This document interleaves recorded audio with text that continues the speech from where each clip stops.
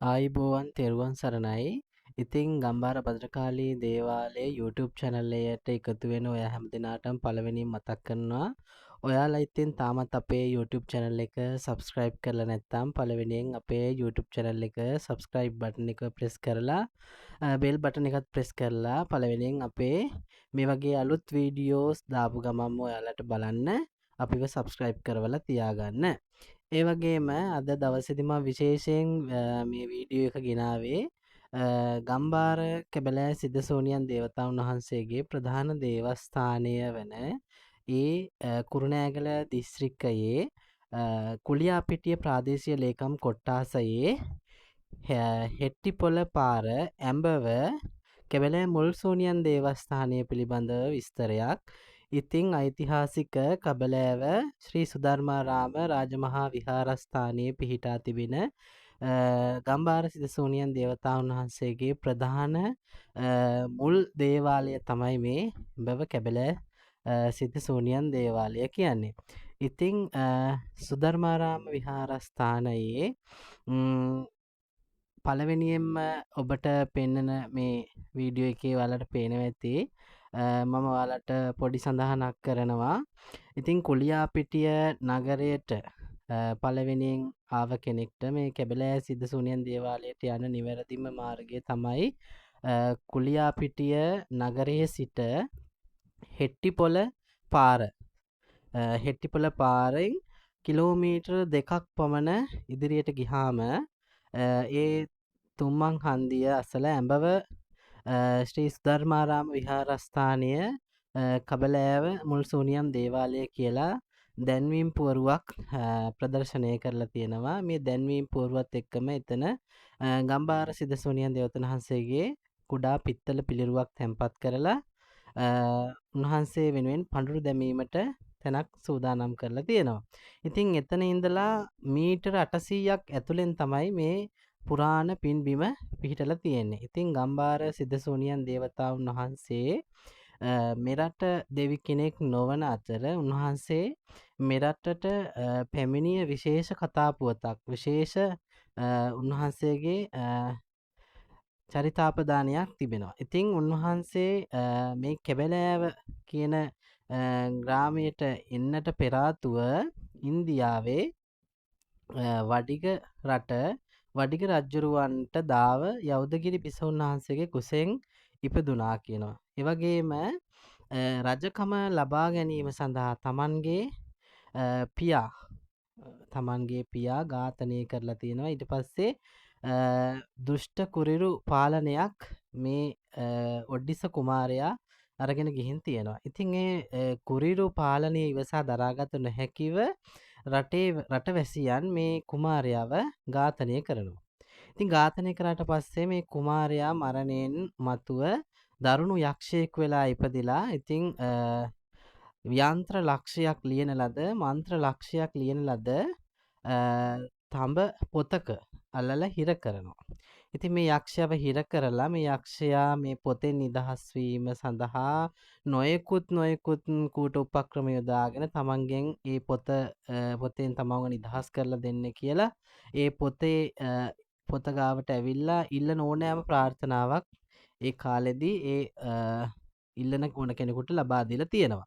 ඉතින් මේ පොත මේ රටේ තියාගත්තොත් ලොකු විනාශයක් ඉදිරියට සිද්ධ වෙන්න පුළුවන් කියලා දැනගත්ත ඉන්දියාවේ බමුණෝ මේ පොතට බන්ධනය කරපු මේ යක්ෂයා සමග මේ පොත අපේ රටේ සිට ඉන්දියාවට වෙළඳාම සඳහා එන වෙළඳෑවෝ දෙදෙනෙක් අතර මේ පොත හුවමාරු කරලා එදා ලංකාවට එවනවා. ලංකාවෙන් දෙවුන්දරින් තමයි මේ පොත ඒ වෙළඳ පිරිසගේ නැවෙන් ඇවිල්ලා දෙවුන්දරින් ගොඩ බැහැලා ඉතින් එදා මේ රට පාලනය කරලා තියෙන්නේ සීතාවක රාජසිංහ රජතුමාගේ කාලේ. ඉතින් ඒ සීතාවක රාජසිංහ රජතුමා ඉතින් මේ පොත පිළිබඳව හාස්කම් දැනගෙන ඉතින් මේ පොත දෙනවා මේ බමුණන්ට ගම්වරත් සමගම මේ පොතේ හාස්කම් ඇතුව රටවැසියන්ට යහපතක් සිතක් සාන්තියක් උදා කරන්න කියලා. ඉතින් මේ පොත අරගෙන එන මේ පොතට ලැබිච්ච නින්දගම් වශයෙන් මේ කබලෑව කියන ප්‍රදේශය මේ කුලියාපිටිය කබලෑව කියන ප්‍රදේශය තමයි නින්දගම් වලට ලැබිලා තියෙන්නේ. ඉතින් කාලයක් ගියාට පස්සේ මේ පොතේ හිටපු දරුණු යක්ෂයා නිදහස් වෙනවා. නිදහස් වෙන්නේ මේ පොත කාලෙන් කාලෙට නැවත හම්බෙලා තියෙනවා මැටි වැඩ කරන කුඹලෙකුට. මේ කුඹල් මිනිසයා මේ පොතේ තිබිච්ච යක්ෂයාගේ බහට රැවටිලා මේ කටු නිදහස් කරලා පොතේ තිබිච්ච යක්ෂයාව එළියට අරගෙන තියෙනවා. ඉතින් මේ යක්ෂයා මේ ලංකාවේ වරින් වර විවිධ තැන්වල මුළු රටේම කැරකිලා විවිධාකාර අපරාධයන් සිදු කරන්න ගත්තා. ඉතින් මේ අවස්ථාවේදී මේ දේ දුටුව පත්තිනි දිව්‍යාංගනාවන් වහන්සේ මේ යක්ෂයා දමනය කරන්න සිල්වත් ගුණවත් මේ කුලියාපිටිය කැබලෑව ප්‍රදේශයේ කුලියාපිටියේ හිටපු සිල්වත් මිනිසෙකුට නවගුණ මාලයක් අතට දීලා මේ නවගුණ මාලය පිරිත් කරලා මේ යක්ෂයාව අල්ලලා බැඳලා මේ යක්ෂයාව දමනය කරන්න කියලා මේ සිල්වත් මිනිසයාට බාර දෙනවා.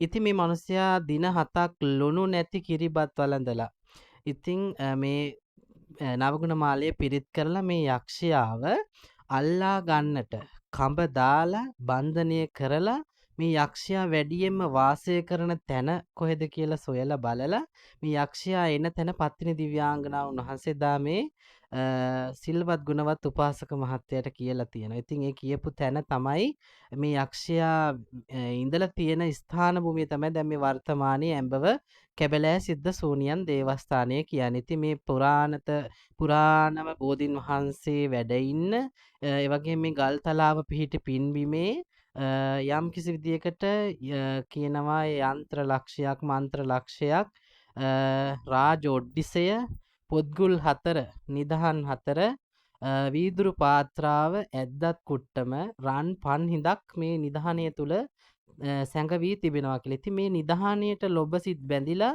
මේ යක්ෂයා මේ ස්ථානයේ වාසය කරගෙන ඉන්නකොට තමයි මේ සිල්වත් ගුණවත් මිනිසයා කඹ දාලා මේ යක්ෂයාව බන්ධනය කරලා බැඳලා මේ නවගුණ මාලය පත්තිනි මැණික කරේ පත්තිනි මැණික අතින් දුන්නේ නවගුණ වැල මේ යක්ෂයාගේ කරට දමලා යක්ෂයාව දමනය කරපු ස්ථානය තමයි කබ ලෑව. ඉතින් කඹ දාලා බැඳ නිසා තමයි කබ ලෑව. කබ දාලා බැඳපු නිසා තමයි කබලෑ දෙවියෝ කියලා උන්වහන්සේට නම් පට බැඳුනේ. ඉතින් ගොඩක් අය නම කිව්වහම මොකක්ද ඒකේ තේරුම කියලා දන්නේ නැති නිසා ඉතින් මේ කබලෑ දෙවියන්ගේ විස්තරය බොහොම කෙටියෙන් මම මේ විදිහට සඳහන් කළා. ඉතින් මේ යක්ෂයාව කබ දාලා බැඳලා ඒ නවගුණ මාලය කරවටට දැම්මට පස්සේ මේ නවගුණ මාලයෙන් 6 පොටක් කැඩිලා ගිහිල්ලා 3 පොටක් කරේ රැඳෙනවා.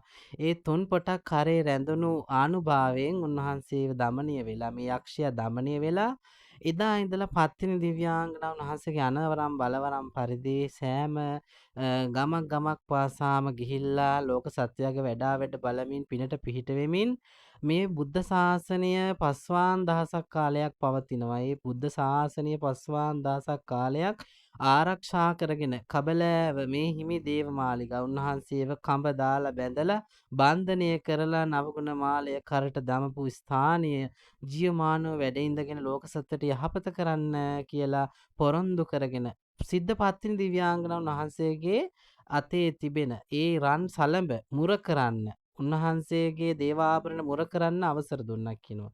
එයින් පසුව උන්වහන්සේ මේ රට බාරව සිටින මේ බුද්ධ ශාසනය රකින්න විෂ්ණු දෙවියන්ගෙන් ඒ වගේම කතරගම දෙවියන්ගෙන් පවා වරම් ලබාගෙන තමයි මේ ලංකාවේ විවිධ ස්ථානවල පුද පූජා ගෞරව සත්කාර ලබනවා කියන්නේ.